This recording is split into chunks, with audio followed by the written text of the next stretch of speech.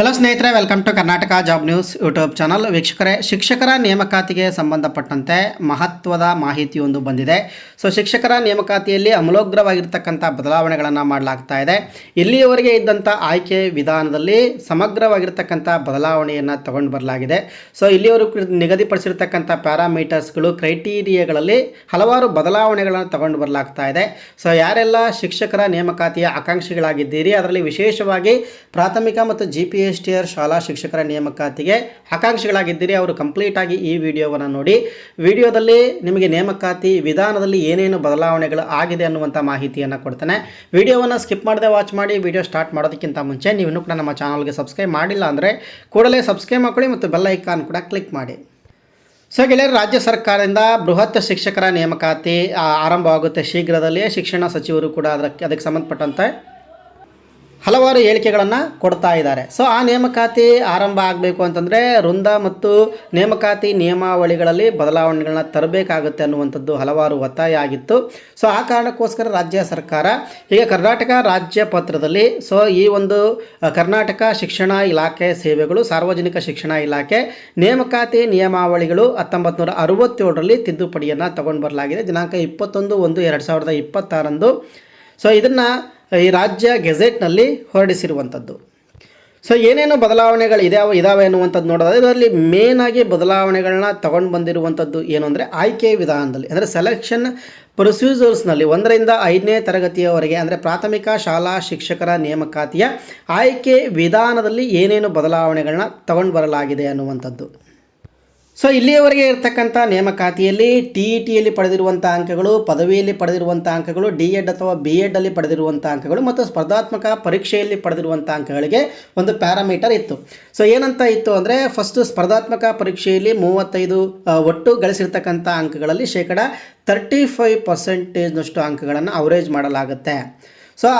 ಅದರ ನಂತರ TETಯಲ್ಲಿ ಪಡೆದಿರುವಂಥ ಅಂಕಗಳಲ್ಲಿ 15%ಗೆ ಅದನ್ನು ಅವರೇಜ್ ಮಾಡಿ ತೆಗೆದುಕೊಳ್ಳಲಾಗ್ತಾ ಇತ್ತು.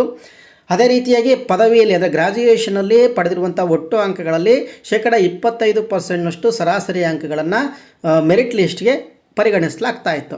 ಹಾಗೆ ಕೊನೆಯದಾಗಿ B.Ed ಅಥವಾ D.Ed ಅಲ್ಲಿ ಪಡೆದಿರುವಂಥ ಅಂಕಗಳೇನಿದೆಯಲ್ಲ, ಆ ಅಂಕಗಳನ್ನು ಸರಾಸರಿಯಾಗಿ 25% ಪರಿಗಣಿಸಲಾಗ್ತಾ ಇತ್ತು. ಇದು 35, 15, 50 + 75 + 25 100, ಒಟ್ಟು 100 ಅಂಕಗಳಿಗೆ ಒಂದು ಮೆರಿಟ್ ಪಟ್ಟಿಯನ್ನು ತಯಾರು ಮಾಡಲಾಗ್ತಾ ಇತ್ತು. ನಾವು ನೋಡೋದಾದರೆ ಇಲ್ಲಿ ಸ್ಪರ್ಧಾತ್ಮಕ ಪರೀಕ್ಷೆಗೆ ಕೊಡ್ತಾ ಇದ್ದಂತಹ ಪ್ರಾಮುಖ್ಯತೆ ಗಣನೀಯವಾಗಿ ಕಡಿಮೆ ಇತ್ತು ಅಂತ ಹೇಳ್ಬೋದು. ವರ್ಷಾನುಗಟ್ಟಲೆ ಓದಿ ಸ್ಪರ್ಧಾತ್ಮಕ ಪರೀಕ್ಷೆಯನ್ನು ಬರೀತಾ ಇರುವಂಥ ಅಭ್ಯರ್ಥಿಗಳು ತಮ್ಮ ಗ್ರ್ಯಾಜುಯೇಷನ್ ಅಥವಾ B.Ed ಅಥವಾ TETಯಲ್ಲಿ ಅಂಕಗಳನ್ನು ಕಡಿಮೆ ಗಳಿಸಿದರೆ, ಸ್ಪರ್ಧಾತ್ಮಕ ಪರೀಕ್ಷೆಯಲ್ಲಿ ಎಷ್ಟೇ ಅಂಕವನ್ನು ಗಳಿಸಿದರೂ ಕೂಡ ಅದರಲ್ಲಿ ಪರಿಗಣಿಸಲಾಗ್ತಾ ಇರತಕ್ಕಂಥ ಅಂಕಗಳ ಪರ್ಸೆಂಟೇಜು ಕೇವಲ 35 ಮಾತ್ರ ಇತ್ತು. ಇದು ಸ್ಪರ್ಧಾತ್ಮಕ ಪರೀಕ್ಷೆಗೆ ಸಿದ್ಧತೆಯನ್ನು ಮಾಡ್ತಾ ಇರುವಂಥವರ ಒಂದು ಮನೋಧೈರ್ಯವನ್ನು ಕುಂಠಿತಗೊಳಿಸ್ತಾ ಇತ್ತು. ಹಾಗಾಗಿ ಈಗ ಬದಲಾವಣೆಯನ್ನು ತರಲಾಗಿದೆ. ಇಲ್ಲಿಯವರೆಗೆ ಪರಿಗಣಿಸ್ತಾ ಇದ್ದಂಥದ್ದು ಸ್ಪರ್ಧಾತ್ಮಕ ಪರೀಕ್ಷೆಯ ಅಂಕಗಳು 35%. ಇನ್ನು ಮುಂದೆ ಆ ಒಂದು ಅಂಕಗಳು 70% ಸ್ಪರ್ಧಾತ್ಮಕ ಪರೀಕ್ಷೆಯಿಂದಲೇ ಪರಿಗಣಿಸಲಾಗುತ್ತೆ.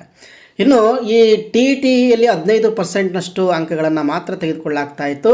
ಅದಕ್ಕೆ ಈಗ 20% ಅಂಕಗಳನ್ನು TETಗೆ ಕೊಡಲಾಗ್ತಾ ಇದೆ. ಅಂದರೆ TETಯಲ್ಲಿ ಪರಿಗಣಿಸ್ತಾ ಇರುವಂಥ ಅಂಕಗಳನ್ನು ಇನ್ನಷ್ಟು ಹೆಚ್ಚಿಸಲಾಗಿರುತ್ತೆ. TETಯ ಒಂದು ಪ್ರಾಮುಖ್ಯತೆಯನ್ನು ಹೆಚ್ಚುಗೊಳಿಸಿರುವಂಥದ್ದು ನಾವು ನೋಡ್ತೀವಿ ಇಲ್ಲಿ. ಅದೇ ರೀತಿಯಾಗಿ ಡಿಗ್ರಿ, ಗ್ರ್ಯಾಜುಯೇಷನ್, ಇಲ್ಲಿ ಅಕಾಡೆಮಿಕ್ ಅಥವಾ ಗ್ರ್ಯಾಜುಯೇಷನ್ಗೆ ಅದರ ಒಂದು ಇಂಪಾರ್ಟೆನ್ಸ್ ಕಡಿಮೆ ಮಾಡಿರುವಂಥದ್ದು ಸ್ಪಷ್ಟವಾಗಿ ಗೊತ್ತಾಗುತ್ತೆ. ಏನಂತಂದರೆ ಗ್ರ್ಯಾಜುಯೇಷನ್ಸಲ್ಲಿ 25% ಇತ್ತು ಮುಂಚೆ, ಈಗ ಅದನ್ನು 8%ಗೆ ಇಳಿಸಲಾಗಿದೆ.